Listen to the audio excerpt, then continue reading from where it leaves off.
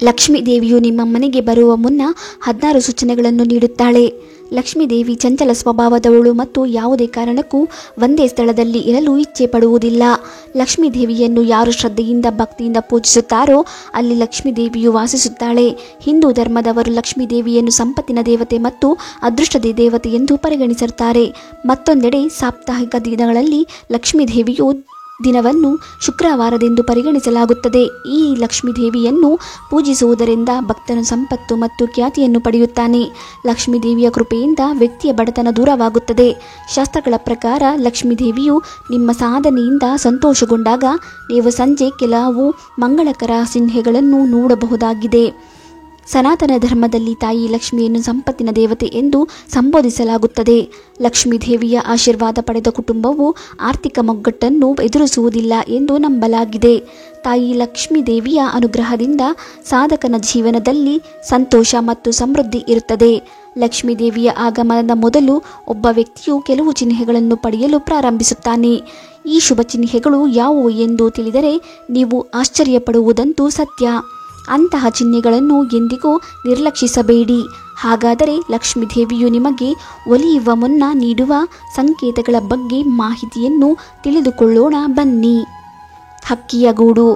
ಕೆಲವು ಬಾರಿ ಮನೆಯ ಮಾಳಿಗೆ ಮೇಲೆ ಇಲ್ಲವೇ ಮನೆಯ ಸಂದಿಯಲ್ಲಿ ಹಕ್ಕಿಗಳ ಗೂಡು ಕಟ್ಟುತ್ತವೆ.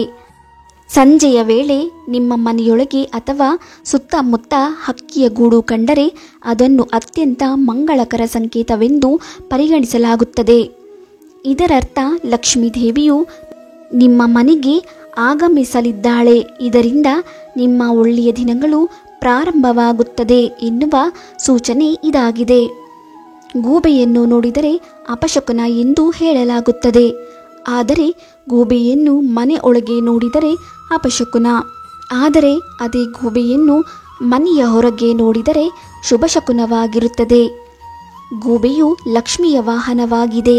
ಆದ್ದರಿಂದ ಗೂಬೆಯು ನಿಮ್ಮ ಕಣ್ಣಿಗೆ ಬಿದ್ದರೆ ಧನಲಾಭವಾಗುತ್ತದೆ ಮತ್ತು ಆರ್ಥಿಕ ಪರಿಸ್ಥಿತಿ ಸುಧಾರಣೆ ಆಗುತ್ತದೆ ಎಂಬುದನ್ನು ಸೂಚಿಸುತ್ತದೆ. ಕನಸಿನಲ್ಲಿ ನಿಮ್ಮ ಅಕ್ಕಪಕ್ಕ ಎಲ್ಲ ಕಡೆ ಹಸಿರು ಇರುವಂತಹ ಮರಗಳು ಗಿಡಗಳು ಕಾಣಿಸಲು ಸಿಕ್ಕರೆ ಮುಂದಿನ ದಿನಗಳಲ್ಲಿ ಧನಲಾಭವಾಗುತ್ತದೆ ಎಂಬುದನ್ನು ಸೂಚಿಸುತ್ತದೆ. ಪೊರಕೆಯನ್ನು ಲಕ್ಷ್ಮಿಯ ಸಮಾನವಾಗಿ ನೋಡುತ್ತೇವೆ. ಮನೆಯಿಂದ ಹೊರಗಡೆ ಹೋಗಬೇಕಾದರೆ ಅಥವಾ ಯಾವುದಾದರೂ ಒಂದು ಒಳ್ಳೆಯ ಕೆಲಸಕ್ಕೆ ಹೋಗಬೇಕಾದರೆ ಯಾರಾದರೂ ಕಸ ಗುಡಿಸುವುದನ್ನು ನೀವು ನೋಡಿದರೆ ಶುಭ ಸಂಕೇತ ಎಂದು ತಿಳಿದುಕೊಳ್ಳಬಹುದು. ಇದರಿಂದ ಆ ದಿನ ನೀವು ಮಾಡುವಂತಹ ಕೆಲಸದಲ್ಲಿ ಯಶಸ್ವಿಯಾಗುತ್ತೀರಿ ಮತ್ತು ಧನಲಾಭವಾಗುತ್ತದೆ ಎಂಬುದನ್ನು ಸೂಚಿಸುತ್ತದೆ. ಮುಂಜಾನೆ ಏಳುವ ಸಮಯದಲ್ಲಿ ಯಾರಾದರೂ ಶಂಖವನ್ನು ಊದುತ್ತಿರುವ ಶಬ್ದ ನಿಮಗೆ ಕೇಳಿದರೆ ಲಕ್ಷ್ಮೀ ದೇವಿಯು ನಿಮಗೆ ಒಲಿಯುತ್ತಾಳೆ ಎಂಬುದನ್ನು ಸೂಚಿಸುತ್ತದೆ. ಇದೇ ರೀತಿ ಮುಂಜಾನೆ ಎದ್ದ ತಕ್ಷಣ ಕಬ್ಬು ನಿಮ್ಮ ಕಣ್ಣಿಗೆ ಕಂಡರೆ ಒಳ್ಳೆಯದಾಗುತ್ತದೆ ಹಾಗೂ ಜೀವನವೆಲ್ಲ ಸಿಹಿಯಿಂದ ಕೂಡಿರುತ್ತದೆ ಎಂಬುದನ್ನು ಸೂಚಿಸುತ್ತದೆ.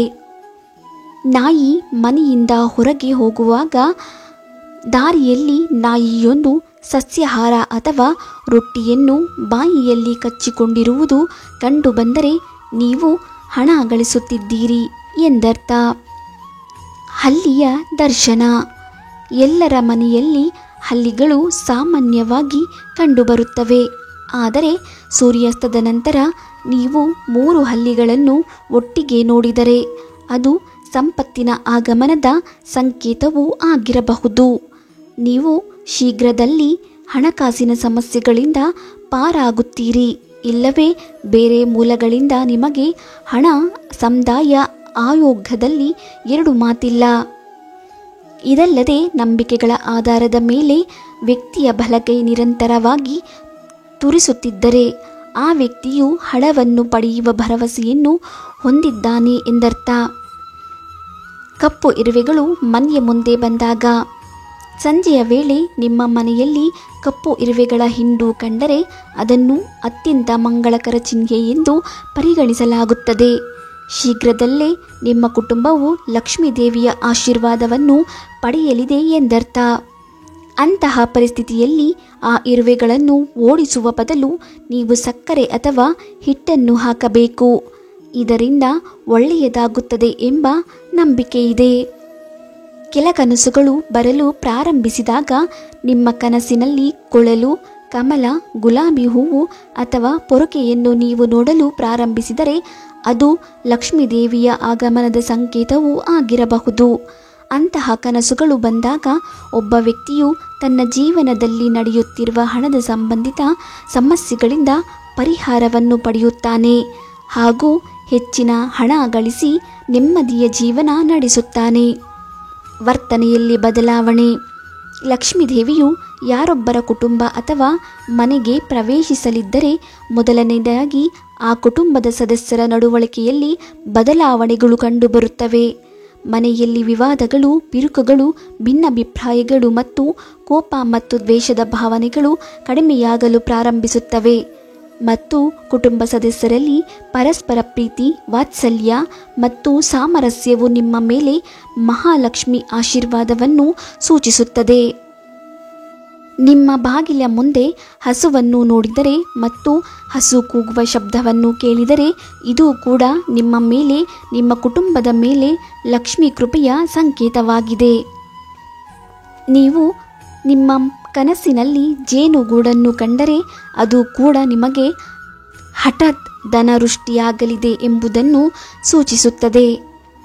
ಹಣಕ್ಕೆ ಸಂಬಂಧಿಸಿದ ಯಾವುದಾದರೂ ಕೆಲಸಕ್ಕೆ ಹೋಗುತ್ತಿದ್ದಾಗ ಇದ್ದಕ್ಕಿದ್ದಂತೆ ಹಳದಿ ಬಟ್ಟೆಯನ್ನು ಧರಿಸಿರುವ ಮಹಿಳೆಯನ್ನು ನೀವು ನೋಡಿದರೆ ನಿಮಗೆ ಹಣ ಸಿಗುತ್ತದೆ ಎಂದರ್ಥ. ಬಹಳಷ್ಟು ಅಪರೂಪವಾಗಿ ಕಾಣಿಸಿಕೊಳ್ಳುವ 2 ತಲೆ ಹಾವು ಕಂಡರೆ ಬಹಳಷ್ಟು ಶುಭ ಎಂದು ಹೇಳಲಾಗುತ್ತದೆ. ಈ ವಿಧವಾಗಿ ಹಾವು ಕಾಣುವುದು ಬಹಳಷ್ಟು ಅಪರೂಪವಾಗಿರುವುದರಿಂದ ಇದು ವಿಷಕಾರಿ ಆಗಿರುವುದಿಲ್ಲ, ಯಾವುದೇ ರೀತಿಯ ಜೀವನಕ್ಕೆ ಹಾನಿಯುಂಟು ಮಾಡುವುದಿಲ್ಲ. ಹಾಗಾಗಿ ಅವುಗಳನ್ನು ಕಂಡರೆ ಯಾವುದೇ ರೀತಿಯ ಪ್ರಾಣಹಾನಿ ಮಾಡದೆ ತೊಂದರೆ ಕೊಡಬಾರದು. ಗಂಟೆಗಳು. ಬೆಳಗಿನ ಜಾವದಲ್ಲಿ ಗಂಟೆಗಳನ್ನು ಬಾರಿಸುವುದನ್ನು ಕೇಳುವುದು ಕೆಲವು ಒಳ್ಳೆಯ ಸುದ್ದಿಗಳನ್ನು ಪಡೆಯುವ ಪೂರ್ವಭಾವಿಯಾಗಿದೆ. ಶುಭಕಾಲ ಬರುವುದನ್ನು ಇದು ಸೂಚಿಸುತ್ತದೆ. ಇನ್ನು ಕಲಶ ನೀರು ತುಂಬಿದ ಮಡಕೆ ಅಥವಾ ಕಲಶವನ್ನು ನೋಡುವುದು ಸಂಪತ್ತಿನ ಆಗಮನದ ಸಂಕೇತವಾಗಿದೆ. ಅದರಲ್ಲೂ ನೀವು ಮಣ್ಣಿನ ಮಡಕೆ ಅಥವಾ ಕಳಶವನ್ನು ನೋಡಿದರೆ ಇದು ಸಂಪತ್ತನ್ನು ಪಡೆಯುವ ಸಂಕೇತವಾಗಿದೆ. ವಿಡಿಯೋ ಇಷ್ಟ ಆದರೆ ಲೈಕ್ ಮಾಡಿ, ಶೇರ್ ಮಾಡಿ, ನಮ್ಮ ಚಾನಲ್ ಸಬ್ಸ್ಕ್ರೈಬ್ ಮಾಡಿ. ಮುಂದಿನ ವಿಡಿಯೋದೊಂದಿಗೆ ಭೇಟಿಯಾಗೋಣ. ಧನ್ಯವಾದಗಳು.